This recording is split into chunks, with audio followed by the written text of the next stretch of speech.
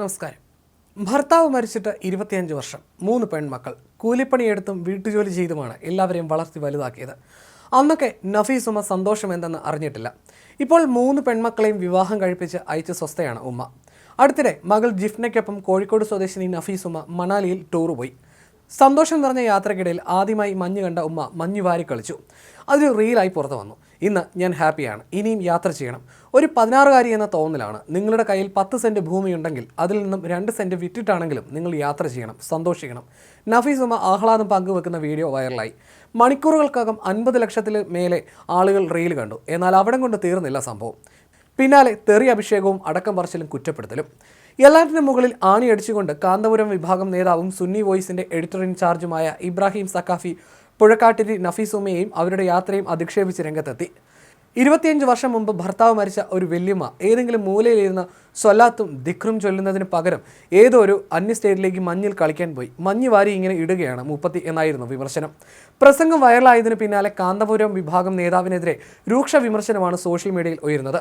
അതിനിടയിലാണ് ഭർത്താവ് നഷ്ടപ്പെട്ട സ്ത്രീക്ക് ലോകം കാണാൻ അവകാശമില്ലേ എന്ന ചോദ്യവുമായി മകൾ ജിഫ്ന തന്നെ രംഗത്തെത്തിയത്. ലോകം പുരുഷന് കാണാൻ വേണ്ടി മാത്രം സൃഷ്ടിക്കപ്പെട്ടതാണോ? ഒരു വിധവയ്ക്ക് ലോകം കാണാൻ വിലക്കുണ്ടോ? ഉമ്മയുടെ കണ്ണീരിന് നിങ്ങൾ സമാധാനം പറഞ്ഞു തീരുമെന്നും ജിഫ്ന പറയുന്നു. നഫീസുമ്മയുടെ യാത്രയും റീലും ആഴ്ചകൾക്ക് മുമ്പ് വൈറലായിരുന്നു. ഞമ്മളെ ഫ്രണ്ട്സ് ഹാജറ, ഷഫിയ, നസീമ, സക്കീന, നിങ്ങളൊക്കെ വീട്ടിലിരുന്നോ മക്കളെ, എന്താ രസം, ഇത് അച്ചുവിൻ്റെ കൂടെ വന്നിട്ട് അടിപൊളിയല്ലേ, വന്നോളി മക്കളെ എന്ന് മണാലിയിലെ മഞ്ഞുമലയിൽ ഇരുന്ന് നഫീസുമ്മ വിളിച്ചു പറയുന്നതായിരുന്നു റീല. എന്നാൽ ഉമ്മയുടെ സന്തോഷം കെടുത്തുന്ന ഉസ്താദിൻ്റെ അധിക്ഷേപത്തിനെതിരെ മകൾ ജിഫ്ന ശക്തമായ ചോദ്യങ്ങൾ ഉയർത്തി.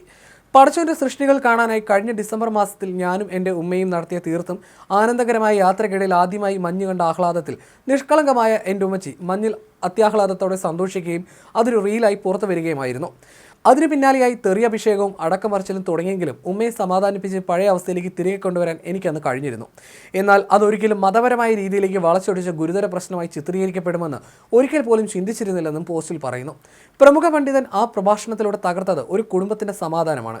എന്തിനു വേണ്ടിയാണോ ആർക്കു വേണ്ടിയാണോ ആ ഉസ്താദ് അത് ചെയ്തതെന്ന് എനിക്കറിയില്ല. അതുമൂലം എൻ്റെ ഉമ്മാൻ്റെ കണ്ണിൽ നിന്ന് ഒരു തുള്ളി കണ്ണുനീർ വീണിട്ടുണ്ടെങ്കിൽ തീർച്ചയായും നിങ്ങളതിന് സമാധാനം പറഞ്ഞേ തീരൂ. ഞങ്ങളുടെ ശരിയും തെറ്റും ആരെയും ബോധിപ്പിക്കേണ്ടതില്ല. ആരോട് പ്രതികരിക്കാനോ മനസ്സിലാക്കി തരാനോ എനിക്ക് ഉദ്ദേശമില്ല. എന്നാൽ കൂടിയും ആ പ്രസംഗം കാരണം ഇന്ന് എൻ്റെ ഉമ്മയ്ക്ക് മരണവീട്ടിൽ പോലും പോകാൻ സാധിക്കാത്ത അവസ്ഥയാണെന്നും മകളുടെ കുറിപ്പിൽ പറയുന്നു. ഒരു വിധവയ്ക്ക് ലോകം കാണാൻ വിലക്കുണ്ടോ? അല്ലെങ്കിൽ ലോകം പുരുഷന് കാണാൻ വേണ്ടി മാത്രം സൃഷ്ടിക്കപ്പെട്ടതാണോ? അല്ലെങ്കിൽ തന്നെ ആണുങ്ങൾക്ക് ഈ പറഞ്ഞ സ്വല്ലാത്തൊന്നും ബാധകമല്ലെന്നാണോ? ഇബാദത്ത് പടച്ചോനും പടപ്പും തമ്മിൽ ആവില്ലേ? നിങ്ങൾക്ക് എന്തിനാ ഇത്ര ബേജാർ? എൻ്റെ ഉമ്മാൻ്റെ അമലുകളും നന്മകളും പടച്ച റബ്ബിന് അറിയാവുന്നിടത്തോളം പടപ്പായ നമ്മൾ അതിൽ തലപൊക്കിക്കേണ്ടതുണ്ടോ? ആയുസിൻ്റെ പകുതിയോളം കഷ്ടപ്പാടും ദുരിതവും അനുഭവിച്ച എൻ്റെ ഉമ്മ ഇന്നൊന്ന് ഒരു യാത്ര പോയതാണോ നിങ്ങൾ കണ്ട കൊടും പാപമെന്നും മകൾ ചോദിക്കുന്നു.